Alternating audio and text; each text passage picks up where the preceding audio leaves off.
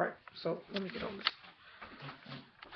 So this video is going to be about spirituality and religion. And the reason why I'm doing it is because I hear a lot of religious people say, oh, I'm not religious, I'm spiritual. And they really don't know what this stuff means. I'm sorry, y'all. I just ate, so I might have something in my teeth. So it's going to be in two parts because I couldn't get everything that I wanted to say. And I try to keep my videos under 15 minutes. No more than 20 minutes. I really try to not like just go on and on and on. But anyway, so I'm going to start with spirituality, and then in the second part I'm going to get more into religion. And to my surprise, what I found is that a lot of this stuff had to do with sex. Which I wasn't always surprised, but you know, I was kind of overwhelmed with like everywhere I was turning, it was leading to sex. So starting with spirituality, how I see spirituality, I see it as spirit of reality or spirit of reality, which is what I call it. Ra meaning the sun, but spirituality is it's completely mental, and it is completely focusing on the internal God that's within you, which is really your higher self, your true you, your true self. So spirituality is connecting to your true self, and it's your connection to the universe. Spirituality is really the power of the mind. That's the conclusion that I came to. It can be used through thought, focus, and meditation. Basically, it can be used to manifest things in your reality through your own thoughts, through what you're focusing on, and through meditation. Because when I broke down the word spiritual, I broke it down into spirit and ritual. Spirit means breath. In the Bible, in Greek, the word spirit means breath. And ritual, coming from the word rite, the word rite means to number or count. Okay, so spiritual is really counting your breath. It's doing something methodically.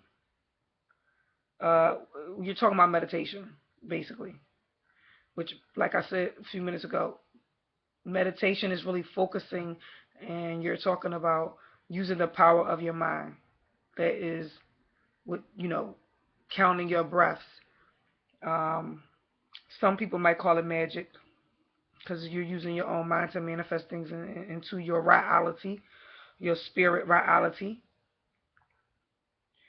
Now, rituals, because it has that word right in it, of course I'm going to focus on the word right, W-R-I-T-E.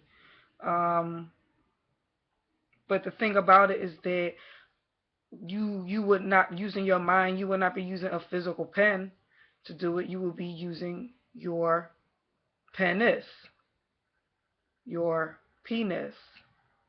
You have one up here. Your first penis is your pineal gland. Now, if you look in an old medical dictionary, which whenever I'm studying medical terms, I always use old dictionaries from like the 1800s. When it talked about the pineal gland, it called it the seat of the soul, which the word soul is interchangeable with the mind. That is why the pineal gland, it has the word pen right in the front of it. Or just depending on how you spell it, but phonetically it's a pen. So that means you can write with it through your mind. Okay? Writing is creating symbols. Symbols are letters. But writing is creating symbols. And when you are using your mind or your meditation or your focus to try to manifest something, you're bringing your thoughts, which are connected to symbols, which are connected to words and all that stuff, into fruition through your breath, because you're focusing on your breath. You're focusing on your breath, and you're focusing on whatever it is that you want to manifest. It's all about focus. Hocus pocus. That's why I said it may have to do with magic. But anyway, spirituality also has to do with your health. That's why healthy is really relative to the word holy, because healthy means to be whole. But spirituality, the word breath has the word eat in it, EAT. And so you're not only eating food, you're also breathing in you're eating your own breath. Now, one of my Facebook friends, Brandy, she recommended. Shout out to Brandy. She recommended that I read a book called Science of the Breath. I think it's called Science. Yeah, Science of Breath. And I actually found it for free online on a PDF, and it's pretty deep because it talks about how your breath actually cleanses or removes the toxins from your blood. And most of us don't breathe right. You're supposed to take deep breaths. Majority of us don't breathe right. That's why that plays a part in us being sick. So spirituality also has to do with um, being healthy. Now, going back to the whole breath thing, looking at the word ritual in spiritual, the word ritual by itself means a ceremony. So spiritual is also will be a ceremony, a breathing ceremony. When you are in meditation, you are supposed to be focusing on your breath, which to me says you are focusing on the now. You are focusing on the I am, because basically you're just focusing on the fact that I'm breathing, and that's it. Because people will go on fast. They will fast from TV. They will fast from food. They will fast from sex. They will fast from electronics. Fast from your thoughts. It's just as healthy to um, try to not think about anything. Like basically just clear your mind. To me, that would be the same as rebooting a computer, like resetting a computer so that you can reprogram it. It's healthy to clear your mind and try not to think about anything. I count. That's what I do to try to not think about thoughts. I just keep counting as many times as I can. So that is what I think spirituality is. Now, spirituality on the other end of it is definitely tied into sex. Um, the act of sex is completely spiritual, whether you want it to be or not. I don't care whether you just want to hit that for one time, or even if somebody got raped, God forbid, but it's still a spiritual act, and the reason why is because it really has to do with the semen that's being released and the fluids that's being released in the body.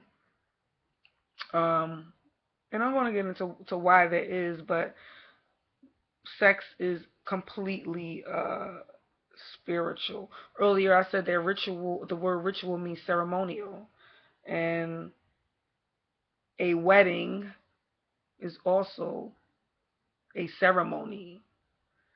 So, is it wedding or wetting? Because the D and the T is interchangeable, or has been throughout time.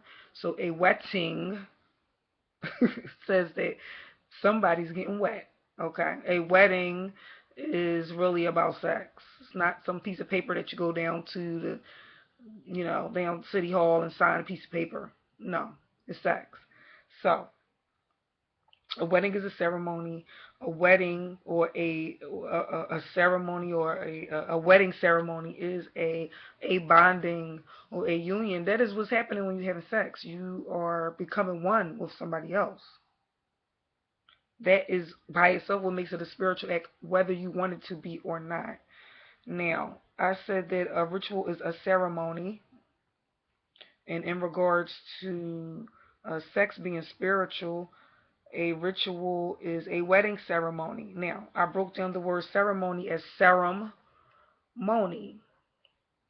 Moni is money. Moni is money. Money is your memory, because your memories get passed down through DNA, which I can't get into all that. But I did make another video called Satan and Your Akashic Records, and I talked about that in that video. But so ceremony, serum, SEREM. The etymology of it means a watery fluid. It means to run or to flow. This is probably talking about bodily fluids that's occurring during sex. Now, the word for serum in Sanskrit is Sarah, Sarah. There is a person in the Bible named Sarah. This is Abraham's wife. The word Sarah actually means power in the Hebrew. Okay? But anyway, now, to tie it into, the word ritual and rite and the whole fluid, the serum fluid, I mean, what other fluid would be tied into a ritual or a rite, rite as in WRITE? It would have to be your bodily fluids during sex. And the reason why I know that is because DNA, all of they got to do with DNA. And DNA is a code, and the way DNA is built, it's like a written story. I had put a post up one day that shows you that in a medical dictionary, that they compared it to a story of letters that makes words and sentences and stuff like that. So that is how I know that serum, the watery fluid tied into ritual or rite, is talking about the bodily fluids that's happening during sex. Okay. Um, when I looked up the word conception in an old medical dictionary, and I'm saying this because this is tying sex into spirituality. Um, when it described conception means thought, right? When it describes conception, it said, it was talking about the sperm and the egg, but it said describing the sperm, a subtle prolific aura of the semen viral. And it said that that is what goes in, that is what unifies with the egg. However, that word aura, it means breath. So it would say a subtle prolific breath of the semen viral. Breath means spirit. I said that earlier in the video. So you're talking about when you are creating a child, the breath that's within the semen that's being released is all relative to spirit. Okay? And it says the semen viral. Well, viral comes from the word virus, and the etymology of virus is a venomous substance or a slimy substance. Venomous is venom. What spits out venom? A serpent. Which,